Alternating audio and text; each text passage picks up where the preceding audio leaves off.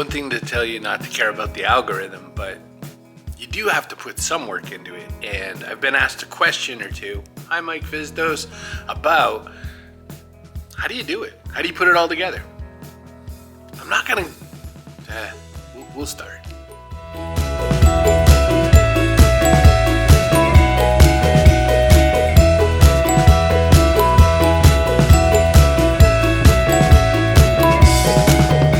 This is Bruno K. He made a video called, I made a secret YouTube channel to prove it's not luck. And I got a couple ideas from it.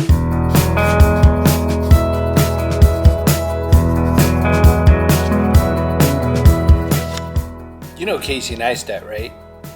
I'm about to steal a whole bunch of things that Casey Neistat does as part of my example. But because it's also super cool and I can teach you something by showing you something. Sound good? Oh yeah.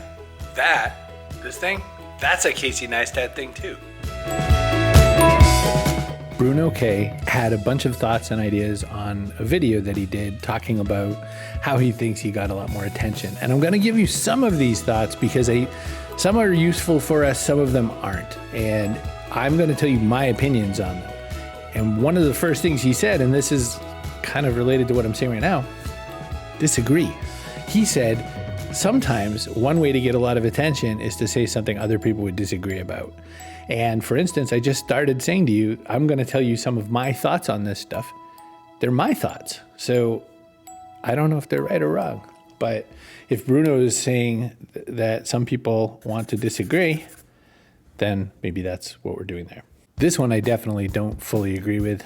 Fame jacking. At least not for what you and I might want to accomplish. We're trying to reach people. We're trying to reach people like us. I don't need to tell you about, I don't know, Logan Paul or Mr. Beast or something like that. It doesn't matter. But I think the theory is right. I think the idea is right. I think it makes sense why he's telling us to do it. But I don't think we need to do it. Not that one. Now we get to some stuff I agree with Bruno K about. Curiosity. I think he's onto something here. I think curiosity is an important way to look at stuff. I think that if you make content that people feel curious about, they'll engage with it a little bit more. Like, how do I get this to happen? Or what kind of details or tricks do I use? Or how do I get people to pay attention, right? That makes sense. This one, I think I do this all the time. I just didn't really think about it in a psychological way. You say something subjective as if it's fact, right? That one makes sense to me. Totally get it. But the number one thing that he talked about that I think is worth thinking about and worth emulating is showing people how to do it themselves. How do you do it myself, right? Like, how do we make it ours? So that's that. Now, why did I do it this way with these little cards and everything? Why did I show you the Casey Neistat thing? Because another way to learn how to do this is steal, learn. The handover thing I did, pure Casey Neistat. The card thing, pure Casey Neistat. Why did I show them to you? Because they're easy to steal. Think about how much more vividly interesting it is to change the setting with a hand in and a hand out. Ooh, my focus didn't work. So that time it didn't work because, I don't know, something bad guy. But isn't that fun? But now the audio is all over the place, so what can I do about that? I have a microphone on my table, so I have that going into my laptop. I can do my own audio from a different source. But because I'm very busy, but because I'm extremely lazy, I'm not going to do one kind of audio to another kind of audio. I'm not going to make it all balanced just right. It's nicer for people's ears for that to be true, but I'm not going to do it. So why don't I wrap this up by showing you what am I going to do with all this stuff, okay? And how do I put these videos together? How do I make a nice short little video for you to enjoy? This is iMovie. One of the things I didn't show you is that I pulled all kinds of files from iMovie onto, all kinds of files from my camera onto my laptop, onto iMovie, and I just dragged them and dropped them in here. It's literally, you just drag the file, you drop it in, you got it.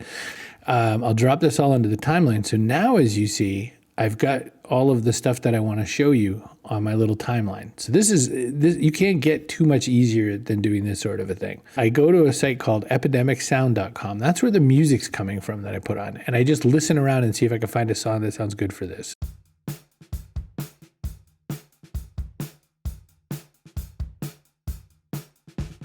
So that's it, right? That's all I had to do. Handled, right?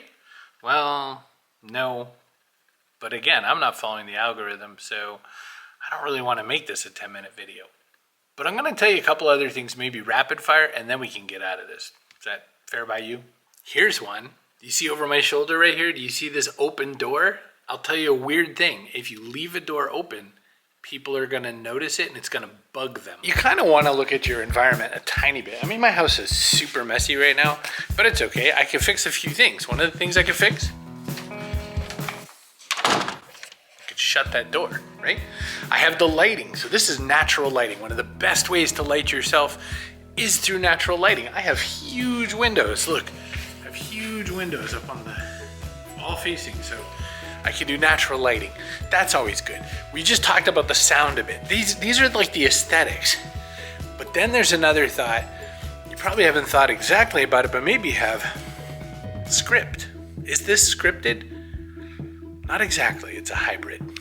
Well, now I have a new annoyance. There's a air thing blowing heat on me, but that's okay because we're just gonna finish this video. Script, planning. By the way, look, continuity back there, the door is shut. That's important. I get dinged on that one by Carrie all the time, my co-host on the Backpack Show and my friend. She's really good for seeing that stuff. Dan's good for seeing that too, Stubble Judge. All right, script. I have a plan, sort of. I'm like the Joker. Do I really look like a guy with a plan? Like that. So I have a plan, sort of. And the plan is basically that I want to be able to tell the story I want to tell. I need to add a little something to it so it's just a tiny bit more visually interesting. And then I'm going to land as close as I can to my mark, which is, in this case, let me show you a little bit about my process. I think also what I'm doing is sort of teasing in this one to say there's going to be a little bit more.